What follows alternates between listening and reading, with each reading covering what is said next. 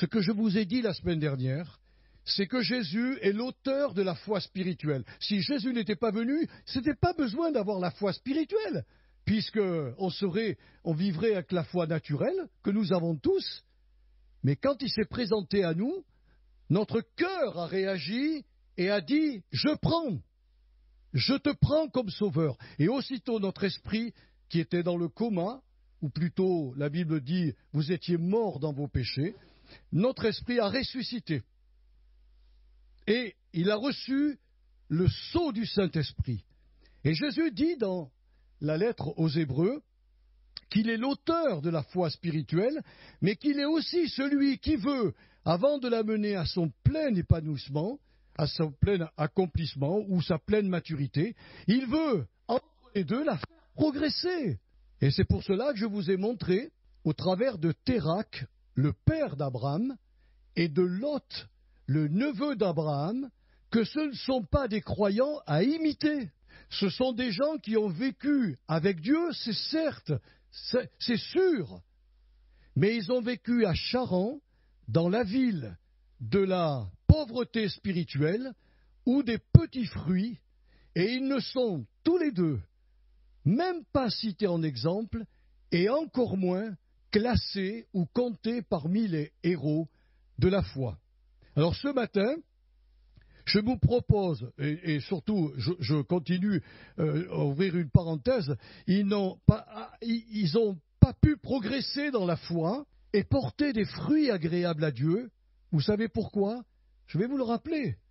À cause de leur mauvais choix de vie.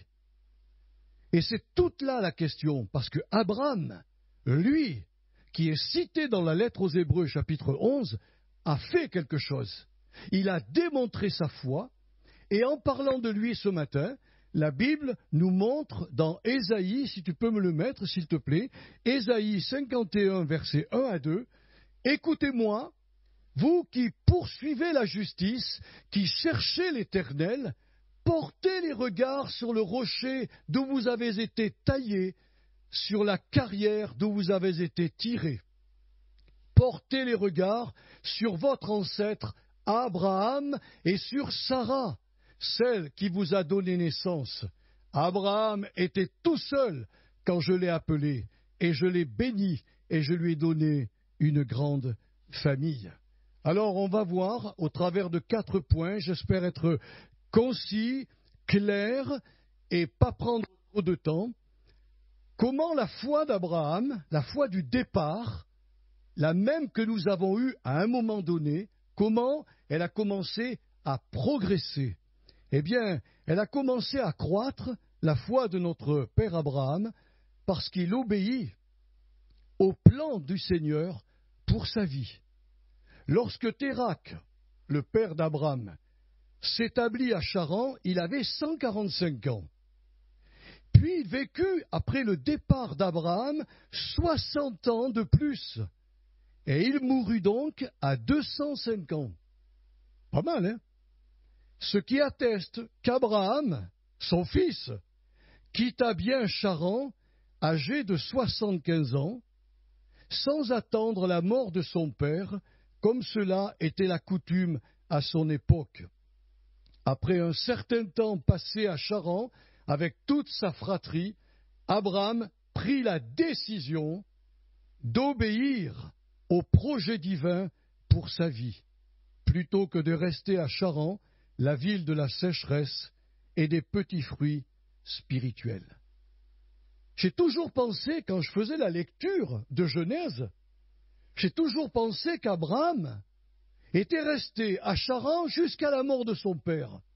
Ben non. Non. Il est sorti, Abraham, quand il reçut l'appel, il est sorti, il avait 75 ans. C'était déjà un homme âgé. Et à peu près 25 ans plus tard, il embrassera Isaac, le fils de la promesse, avec Sarah, qui elle avait 90 ans quand elle a mis au monde Isaac. Mais ce qui est important à dire ce matin, c'est que si nous voulons croître dans la foi, nous devons obéir au plan de Dieu pour notre vie. énormément de personnes dans nos églises croient au Sauveur. Et je ne doute absolument pas de leur sincérité. Mais au fur et à mesure des mois et des années, on voit ces gens devenir, tièdes, apathiques, sans élan, sans courage. Et moi, j'ai dit, Seigneur, mais d'où ça vient? Ils ont la foi. Pourquoi? Il m'a montré qu'Abraham a obéi au plan de Dieu pour sa vie. En réalité, la foi de notre ancêtre n'était pas une foi passive et morte en elle-même. Vous savez que ça a été écrit par Jacques.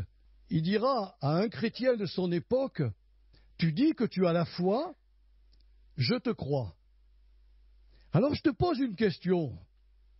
Montre-moi ta foi sans les œuvres, et moi qui te parle et t'enseigne, je te montrerai ma foi par mes œuvres.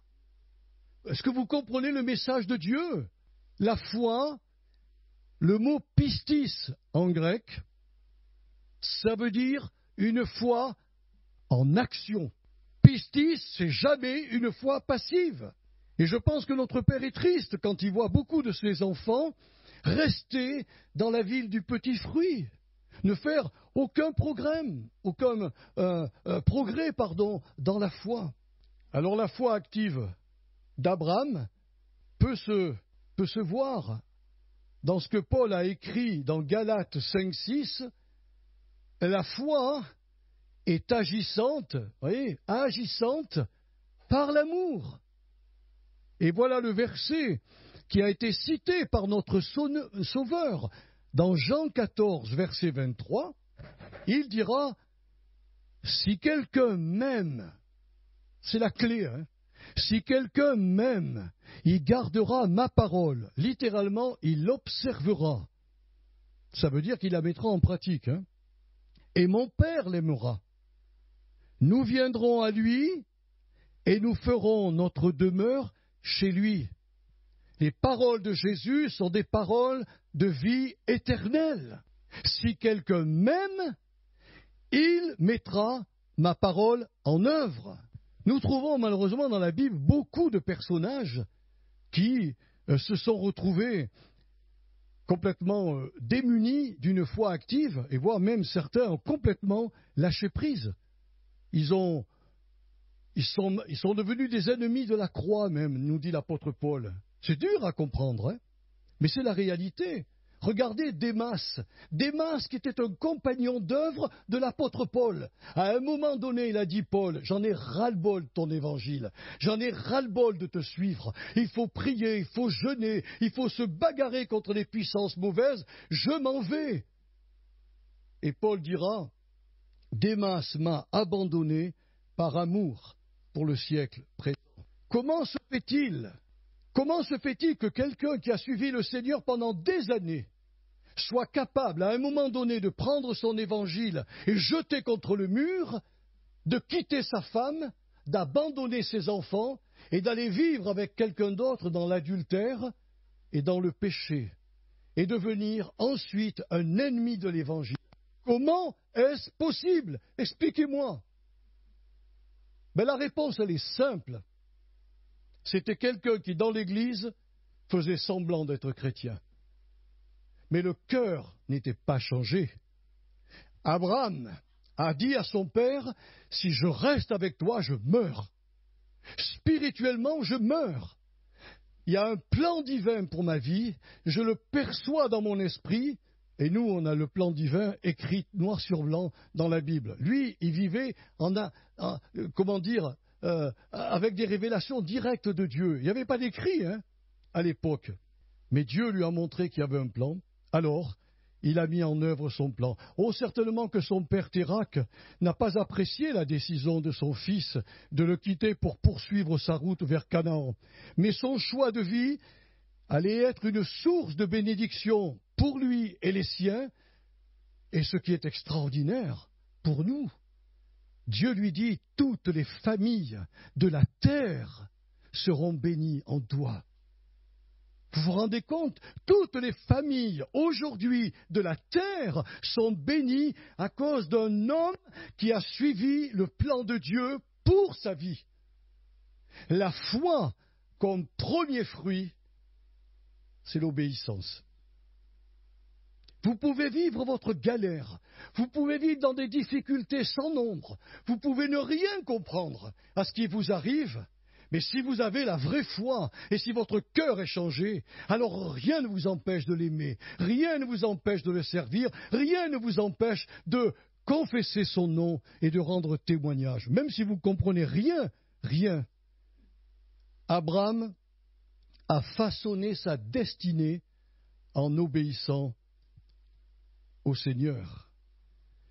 Alors voyez-vous, cet état d'esprit qui était dans son père et dans son neveu, on le retrouve dans la lettre aux Hébreux, où le saint apôtre qui a écrit cette lettre va dire que quelques croyants, pas tous, mais que quelques croyants étaient dans une, par négligence et par paresse, ne faisaient aucun effort pour mettre en pratique les enseignements de leurs prédicateurs de l'époque. Ils se contentaient, je vous donne la référence, comme ça vous pourrez lire, vous verrez que je ne vous mens pas, Hébreux 5, versets 11 à 14. Ils se contentaient du lait de la parole de Dieu, c'est-à-dire de la nourriture des petits-enfants dans la foi, la nourriture de base, l'ABC. Dieu accepte le lait. Il est bon pour les jeunes chrétiens, même pour les adolescents. Il est bon le lait de la parole de Dieu parce qu'on leur explique tout ce qu'il y a au départ de la vie chrétienne. Mais après quelques instants, il faut passer à autre chose. Il faut prendre de la viande, il faut manger du beefsteak, il faut se nourrir avec la nourriture solide. Et la nourriture solide, elle repose sur les révélations que Dieu nous a laissées dans les Écritures. Tout simplement. Savez-vous pourquoi Abel est cité dans la liste des héros de la foi et non son frère Caïn? Vous savez que Caïn, à un moment donné, a discuté dans un champ avec son frère et puis il a tué. Et la Bible nous dit, Caïn était du malin. Caïn n'était pas né de nouveau. Caïn n'avait pas le cœur changé. Pourtant, les parents avaient enseigné leurs enfants. Eh bien, Abel a agi dans la foi obéissante à la révélation que ses parents avaient reçue lorsqu'ils ont péché. Vous vous souvenez de ce qui s'est passé?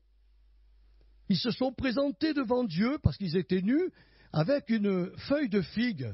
La feuille de figue est assez grande pour cacher le sexe. Quand Dieu a vu ça et qu'il leur a montré leur péché, Dieu a été sacrifié 2 animaux. Il a fait couler le sang de 2 animaux. Et il leur a taillé un vêtement à chacun. Et il l'a donné à Ève. Et il l'a donné à Adam. Et ses parents ont raconté à leurs fils, à tous les 2, le Seigneur, quand on lui apporte les premiers-nés de notre troupeau, et qu'on lui offre, parce qu'à l'époque c'était des offrandes et des sacrifices qu'il faisait, le cœur de Dieu voit que le croyant est obéissant à la parole du Seigneur. Mais Caïn n'avait rien à faire de Dieu. C'est pour cela qu'il a tué son frère. Ne négligeons donc pas, frères et sœurs, la parabole des 2 maisons. Vous la connaissez, cette parabole qui se trouve dans Matthieu 7, versets 24 à 27.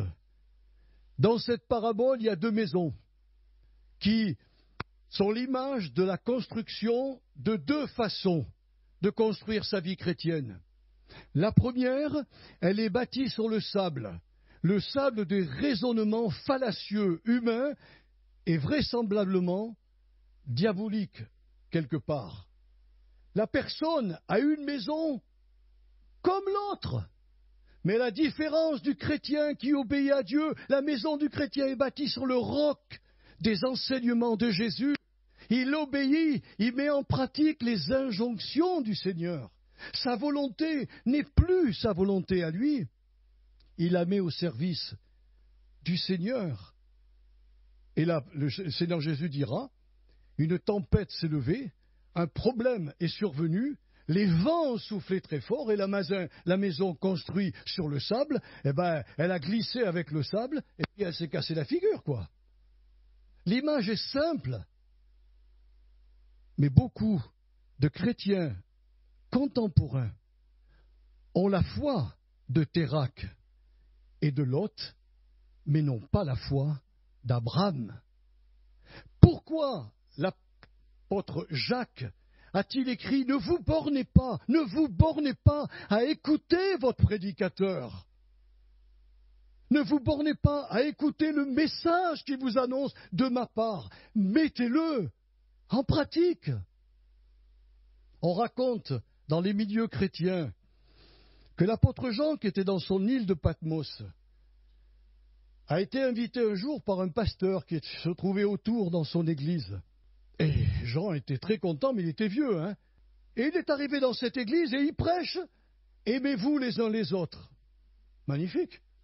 Il fait un sermon extraordinaire.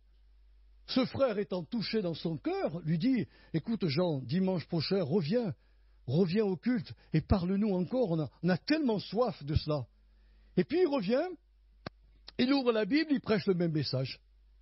Aimez-vous les uns les autres. Le pasteur commence à dire, il a peut-être oublié ce qu'il nous a prêché dimanche dernier. Alors il le réinvite une troisième fois, puis une quatrième, puis une cinquième. Et à la sixième fois, il va voir l'apôtre Jean et lui dit, mais ça fait 6 fois que tu viens prêcher dans notre église. Et tu nous dis toujours aimez-vous les uns les autres. T'as rien d'autre à nous enseigner? Mais il lui a dit non, tant que vous n'avez pas mis en pratique ce message. Comprenez mes frères et sœurs, nourrir son intelligence c'est bien, mais nourrir son cœur, qui lui est le moteur de ma volonté, c'est mieux, c'est beaucoup mieux. Ensuite, la foi d'Abraham a continué à croître lorsqu'il coupa le cordon ombilical qui le liait à sa fratrie. Quand Abraham reçut de Dieu l'ordre de quitter son pays, sa patrie et la maison de son père pour aller dans le pays de Canaan, il ne laissa, et c'est ça que je vais ce matin vous le dire parce que c'est la parole de Dieu qui le dit, il ne laissa personne de sa fratrie s'interposer entre lui et le projet de Dieu que Dieu avait à son égard. Quand j'ai écrit ça, le Saint-Esprit m'a rappelé ce que nous avons vécu avec Chantal. Nous étions dans une belle église. Nous avions des amis.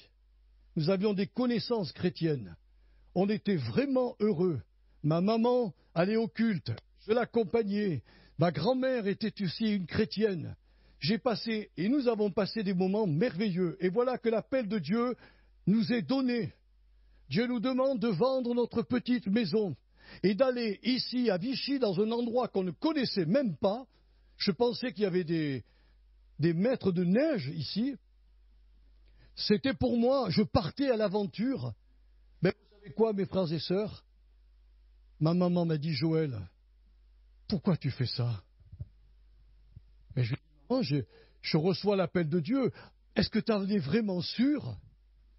Et puis, mes amis chrétiens me disaient, mais enfin, Joël, t'es bien au milieu de nous? Mais j'ai dit, oui, bien sûr, je suis bien, mais Dieu m'appelle. Et je ne veux pas rater son appel. Et puis, la catastrophe qui m'est tombée sur la tête, c'est que quelqu'un que j'aimais bien parmi les serviteurs de Dieu est venu me voir et m'a dit, là où tu vas, c'est l'antre de l'enfer. Tout était fait pour me détruire et me démonter. Mais savez quoi, frères et sœurs?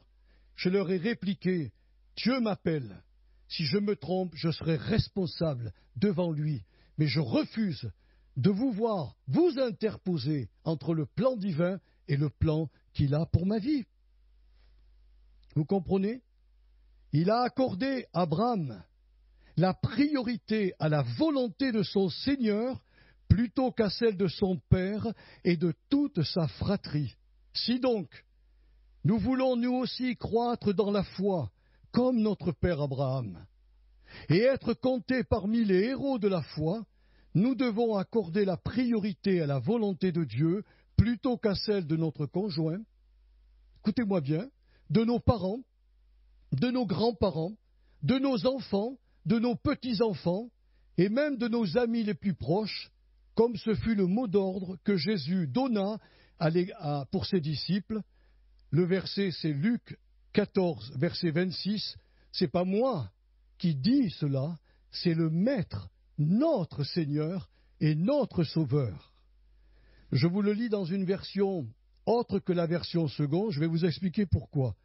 Si quelqu'un vient à moi et n'est pas prêt à renoncer, littéralement, s'il n'est pas prêt à me préférer par amour à son père, sa mère, sa femme, ses enfants, ses frères, ses sœurs et même sa propre vie, il ne peut être mon disciple. Vous avez entendu ça, mes frères et sœurs?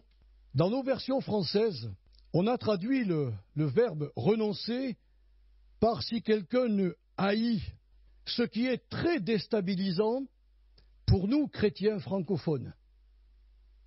Parce que dans notre pensée, haïr, c'est fort. Et c'est même méprisant. Mais Jésus parlait en araméen, nous l'oublions jamais. Et en araméen, le mot haïr se comprend dans le sens de donner la préférence au Seigneur sur tout ce qui nous est cher, parenté, biens matériels, position sociale, le monde et sa mentalité, et même notre propre vie. Vous vous rendez compte? Même notre propre vie, le dira Jésus. Si quelqu'un n'est pas prêt à renoncer à sa propre vie, c'est même pas la peine, il n'est pas mon disciple. Il est membre d'une église, il est adhérent, il est inscrit sur les registres, mais il ne m'appartient pas. C'est terrible ce que je vous dis, mes frères et sœurs. Mais la foi qu'il nous donne au départ, il veut la faire croître et la mener à son plein épanouissement. Alors, il permet des choses comme ça. On a tous reçu un appel, bon, pas forcément pour le ministère, mais pour le sacerdoce de l'Église. Il y a ici, à Saint-York, comme dans toutes les églises, un sacerdoce. Vous êtes devenus prêtres et prêtresses de Dieu. Et je vais vous le dire avec un cœur d'amour, sans aucune remontrance à personne. Si je suis prêtre, je dois ouvrir ma bouche et offrir à Dieu le sacrifice de louange, c'est-à-dire le fruit de lèvres qui confesse son nom. Je dois, quand je mets des chants, que mon cœur s'élance à les chanter. Si je me tais, j'ai intérêt à m'analyser pour savoir si je suis converti. Aujourd'hui, le Saint-Esprit parle à l'Église d'une manière directe. Parce qu'un jour, le Seigneur dira à certains qui vont frapper à la porte, c'est écrit dans Matthieu 7, « Seigneur, Seigneur, ouvre-nous !» On a fait des miracles. On a prophétisé. On a chassé des démons en ton nom. Et le Seigneur, derrière la porte, leur dira, « Retirez-vous de moi, je ne vous ai jamais connu. » C'est déstabilisant quand même quand vous entendez ça. Ce que Jésus cherche à la conversion, c'est de renverser notre cœur. Mon cœur changé. Et s'il est changé, il appartient à Dieu. Je suis un saumon. Je vous l'ai dit souvent, un saumon remonte la rivière à contre-courant. Nous ne marchons pas dans les voies du monde, nous marchons dans les voies de Dieu. Et parfois, c'est dur, parfois c'est pénible. Et c'est exactement ce que Dieu nous appelle. Vous serez haïs dans le monde, vous serez maltraités. On vous dira que vous êtes des bigots. On vous dira que vous n'avez rien compris. Il faut suivre la mentalité de ce monde. Jésus a dit, l'amour du monde est ennemi de Dieu. Qui est-ce que j'aime? Le Seigneur Jésus? Alors l'apôtre Paul nous dira dans les 2 Corinthiens, frères et sœurs, analysez-vous vous-même. Sondez-vous vous-même. Ce n'est pas votre pasteur qui doit vous sonder. Ce n'est pas votre pasteur qui doit vous dire ce qu'il faut faire. C'est vous-même devant le Seigneur. Il dira, analysez-vous pour savoir si vous êtes dans la foi évangélique. À moins que vous ne soyez réprouvés.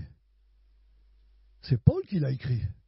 Ce qui veut dire qu'un chrétien doit pouvoir de temps en temps dire, regarder en arrière et dire, ah ouais, j'ai fait des progrès, merci Seigneur.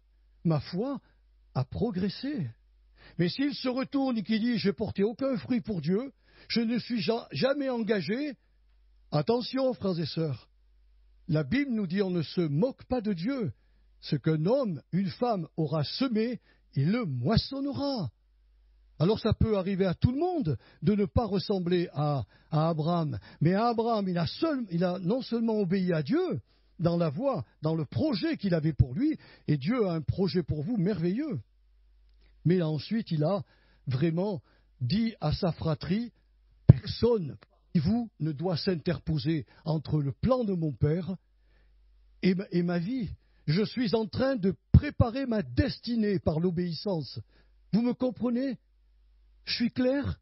C'est mon devoir de donner à nos frères et à nos sœurs, de voir comment la foi d'Abraham a grandi. Et il y a un troisième point, c'est que la foi grandissante d'Abraham lui apporta la lumière pour différencier les preuves divines de la tentation diabolique. Lorsqu'Abraham arriva en Canaan et qu'il parcourut tout le pays, Dieu lui promit de demeurer avec lui, de faire de lui une grande nation, de le bénir, de rendre grand son nom et de devenir une source de bénédiction pour le monde entier. C'est écrit dans Genèse 12, versets 1 à 9. Ce n'est qu'après lui avoir dit ces choses que le Seigneur va permettre qu'une famine vienne dans tout le pays de Canaan, ce qui fut pour Abraham sa première épreuve de sa foi.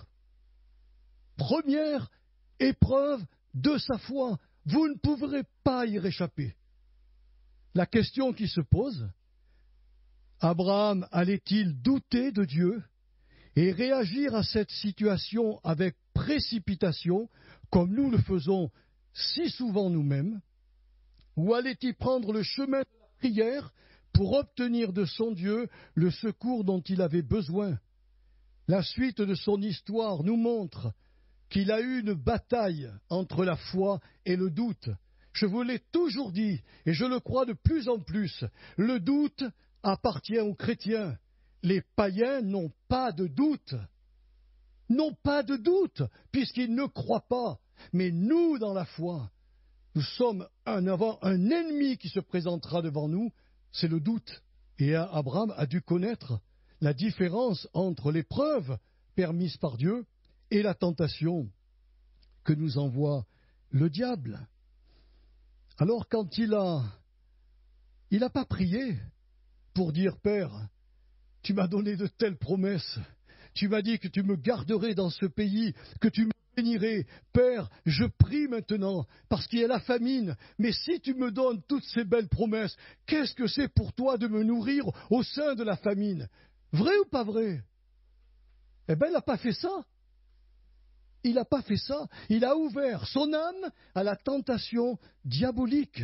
Et cette tentation dans son âme l'a poussé à cause de sa peur d'être tué par les Égyptiens, de tuer Sarah, qui était sa femme. Il lui a dit, tu vas leur dire que tu es ma sœur. Mais c'est par peur d'être tué qu'il a incité sa femme à mentir. Et ce doute le discrédita aux yeux de Pharaon, qui, si vous le souvenez,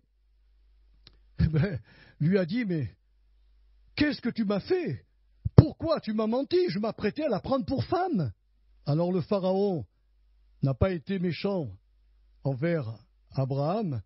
Il lui a dit, quitte mon pays, ne reste pas ici. J'ai trop de...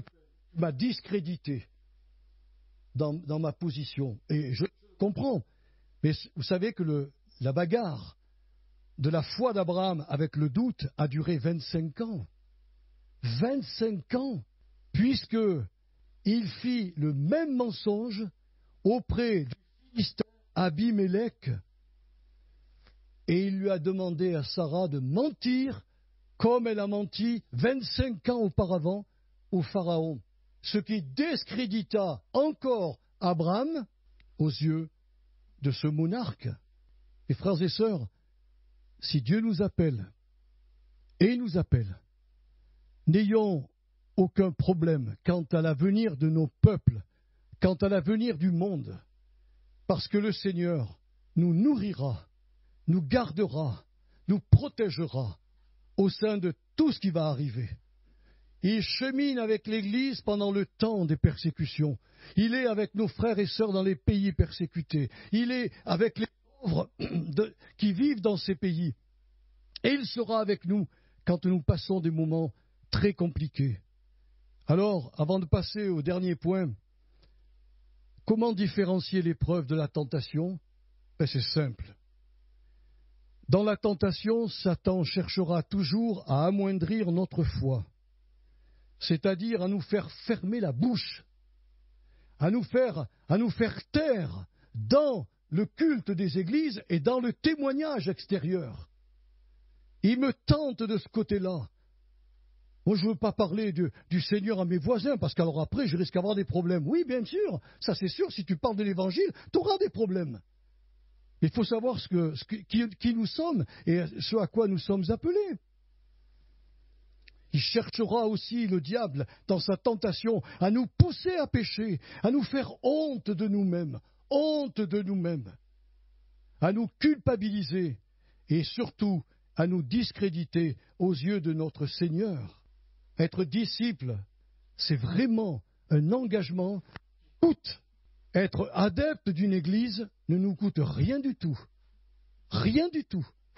Mais être disciple de Jésus, oui, ça nous coûte très cher. Et donc la tentation qui vient du diable, Jacques nous dira, elle ne peut pas venir de Dieu, parce que Dieu ne tente personne de cette manière. Il ne tente personne à mal faire. Alors si vous voulez savoir la différence entre la tentation du diable et l'épreuve de Dieu, regardez ce que vous vous apprêtez à faire. Combien de chrétiens se sont levés des bancs ici et ailleurs, et on dit, on s'en va. Alors si c'est pour aller dans une autre église, amen, c'est formidable, parce qu'on est l'église de Dieu. Mais si on reste à la maison, qu'on ne participe plus, parce que nous sommes en danger là, en danger de voir le diable rôder autour de nous et de nous pousser à mal faire. C'est lui qui me pousse à désobéir au Seigneur, à ne pas rendre témoignage, à me taire dans la communauté des saints. Par contre, quand Dieu éprouve ses enfants, il cherche, en définitive, à affermir leur foi. La foi d'Abraham, elle a grandi au fur et à mesure de ce qu'il a pu vivre. Et surtout, à nous rendre meilleurs que ce que nous étions auparavant. Vous vous rendez compte? L'épreuve de Dieu cherche à atteindre ces deux objectifs, nous faire croître dans la foi et nous rendre meilleurs que nous étions auparavant. C'est pour cela que tout à l'heure je vous ai dit, si je regarde en arrière et que je regarde maintenant et que je dis « Waouh, je suis le même, je n'ai pas changé depuis 20 ans », alors vite, courez vers le Seigneur, il y a un truc, hein. Alors vraiment quelque chose qui ne fonctionne pas, hein. Et il faut savoir une chose, comme dit Jacques, c'est que lorsque les épreuves de Dieu me sont envoyées, je ne dois pas réagir avec mes émotions charnelles. Je dois les accepter avec joie dans la foi, en me disant, Seigneur, si tu permets cette épreuve pour moi, je vais apprendre quelque chose. Je vais être façonné, construit par toi, et je serai mieux que je l'étais hier. Et surtout, le Seigneur a dit qu'il ne nous éprouverait pas au-delà de nos forces. C'est écrit dans 1 Corinthiens 10, verset 13, et que surtout dans sa souveraineté, il va faire concourir toutes nos difficultés à notre bien. C'est écrit dans Romains 8, versets 28 à 39. Je termine avec ce quatrième point. C'est le point où la foi d'Abraham est arrivée à son plein épanouissement, c'est-à-dire à sa maturité. Je vous rappelle que Jésus a dit, je vous donne la foi, je la fais progresser et je vais l'amener à son plein accomplissement. Après avoir jugé la solidité de la foi d'Abraham, Dieu lui demanda alors quelque chose qui est incroyable. C'est de la folie, mes frères et sœurs. Mais Dieu sait ce qu'il fait. Il va lui demander d'offrir son fils en sacrifice. Et chose étonnante, notre Père, dans la foi, ne contesta pas avec Dieu cette décision, bien qu'il savait pertinemment que les sacrifices d'enfants étaient à ses yeux une abomination. Dieu n'a jamais voulu que ses enfants lui offrent. À l'époque, c'était un puissant démon qui s'appelait Moloch. Et Moloch, c'était une immense statue avec des bras étendus. Il mettait à l'intérieur un brasier, une fournaise, et il déposait les enfants vivants qui basculaient dans ce brasier, et ces enfants mouraient. Et comme ils faisaient du bruit avec des tambours, personne n'entendait le cri de ces enfants, mais Dieu voyait le martyre de ces petits êtres. Et il leur a dit, je vous interdis à vous, mon peuple, de passer votre enfant par le feu. Je vous l'interdis, parce que c'est une abomination à mes yeux. Alors la foi d'Abraham était si forte que le saint patriarche croyait que même s'il tuait Isaac, ce fils de la promesse lui serait rendu comme par une sorte de résurrection. C'est écrit dans Hébreux 11, versets 17 à 19. Ça, c'est la version que nous avons dans la Bible. Mais moi, je ne me suis pas contenté de cette version.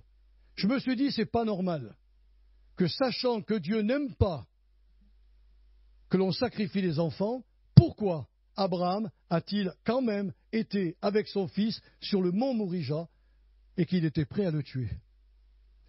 Il y a une autre lecture que nous pouvons faire du sacrifice que Dieu demanda à Abraham, parce qu'il y a deux faits majeurs dans le texte de Genèse 22, du verset 1er jusqu'au verset 18. Il y a deux faits majeurs qui me font penser que Dieu cherchait à toucher le cœur d'Abraham plutôt que de lui réclamer la vie d'Isaac. Tout d'abord, Dieu, s'adressant à Abraham, met le doigt en employant des pronoms possessifs. Prends ton fils. Et Abraham a pu lui répondre, lequel? J'ai Ismaël et j'ai Isaac. Prends ton unique. Mais pour moi, ils sont uniques, Seigneur. Mais celui que tu aimes particulièrement, qui est le fruit de ton grand amour, de Sarah, Isaac, il précise le nom, et offre-le en holocauste sur l'une des montagnes que je te dirai. Le Seigneur avait-il perçu dans le cœur du patriarche la présence d'une semence idolâtre qui empêchait Isaac de vivre sa vie? Et je pense qu'Isaac avait le droit de vivre sa vie, même étant fils de la promesse. Et l'amour excessif de son père pour lui, le surprotéger, le garder, il l'aimait. Vous vous rendez compte, avec son amour de sa vie, il a réussi à avoir un merveilleux fils. Et Dieu a discerné que dans son cœur, une semence d'idolâtrie était là. Et vous savez ce que c'est cette semence d'idolâtrie? C'est simplement une semence qui allait prendre la place réservée à Dieu. C'est tout. La place réservée à Dieu. Et puis, souvenez-vous, Isaac lui pose la question, « Papa, où est l'agneau pour le sacrifice ?» Et quand il s'apprête à tuer Isaac, l'ange de l'Éternel, c'est-à-dire le Seigneur Jésus, notre Seigneur, lui a dit, arrête, Abraham, arrête. Et quand il se retourne, il voit un bélier. Et vous savez qui est le bélier? C'est le papa de l'agneau. Et au travers de ce qu'il lui montre là, parce qu'il a offert le bélier en sacrifice, en réalité c'est Abraham qui monte sur l'autel et qui donne au Seigneur sa semence d'idolâtrie qui allait lui pourrir sa vie, et qui allait voler à Dieu la place qui lui était réservée. C'est une autre interprétation, elle n'est pas dans la Bible, mais je vous la donne parce que l'Écriture nous montre que nous pouvons nous aussi être les imitateurs, on l'a lu, de notre père Abraham. C'était donc le cœur d'Abraham qui avait besoin d'être purifié de son idolâtrie. Si cette lecture est correcte, Alors Jésus, notre Seigneur, nous invite à sonder nos cœurs pour voir s'il n'y a pas quelques idoles tapies au fond de nos cœurs, prenant la place réservée au Saint-Esprit. Permettez-moi de vous rappeler que l'idolâtrie ne concerne pas seulement la vénération d'idoles extérieures, comme les crucifix ou les statues, les croix ou les statues de pierre et de plâtre. Non, non. L'idolâtrie la plus dangereuse concerne les idoles intérieures cachées dans notre cœur et auxquelles on adresse une vénération sans s'en rendre compte, comme par exemple notre propre personne.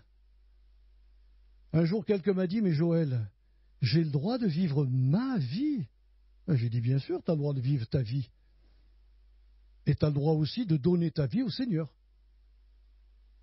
Il faut savoir qui est dans ton cœur. Est-ce que tu t'agenouilles devant toi-même ou est-ce que tu t'agenouilles devant Jésus? Une idole, ça peut être aussi une doctrine, ça peut être une église, ça peut être un serviteur de Dieu, ça peut être aussi une épouse, ça peut être aussi un époux, ça peut être aussi un enfant, un de nos enfants ou de nos petits-enfants, ça peut être un loisir quelconque. Il y en a qui aiment la télévision plus qu'il ne faudrait. Il y en a qui aiment les loisirs plus qu'il ne faudrait. Ça, c'est entre moi et le Seigneur. Hein.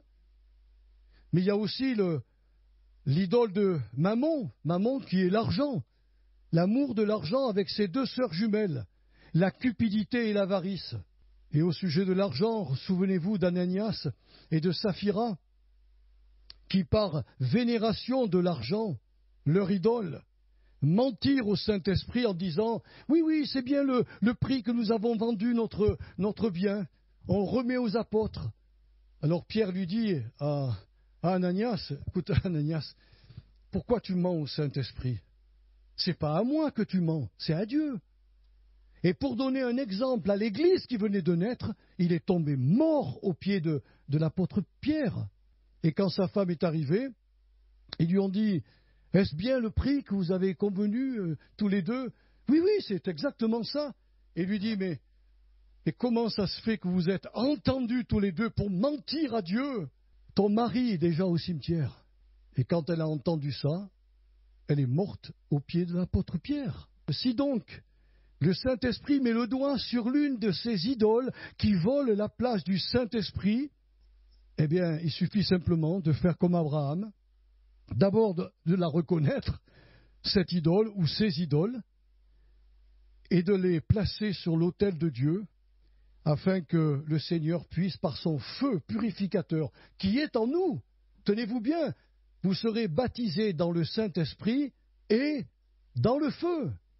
Donc il y a en chaque chrétien un feu purificateur pour nous nettoyer de nos péchés, pour nous purifier de nos idoles, quand on les reconnaît et qu'on dit Seigneur, là c'est une idole. Mais je ne sais pas m'en sortir, je la dépose sur ton autel. Et comme le feu est en moi, détruis-la, vraiment brûle-la, Seigneur, consume-la. Je ne veux plus avoir affaire avec elle. Qu'elle soit détruite une fois pour toutes et pour toujours. Alors mes frères et sœurs, si vous obéissez à Dieu, si vous entrez dans le projet que le Seigneur a pour votre vie, si vous ne vous laissez pas du tout influencer par votre fratrie, quelle qu'elle soit, et que vous marchez avec le Seigneur en suivant sa direction, vous saurez faire la différence entre l'épreuve divine qui est permise pour vous faire grandir et la tentation du diable qui est permise même par le Seigneur pour voir où vous en êtes et peut-être vous faire chuter. Jamais la tentation ne vient de Dieu, toujours du diable. Si vous sentez votre foi croître, si vous sentez que vous allez être meilleur qu'auparavant dans l'épreuve que vous vivez, alors elle vient de Dieu. Réjouis-toi, sœur, réjouis-toi, frère.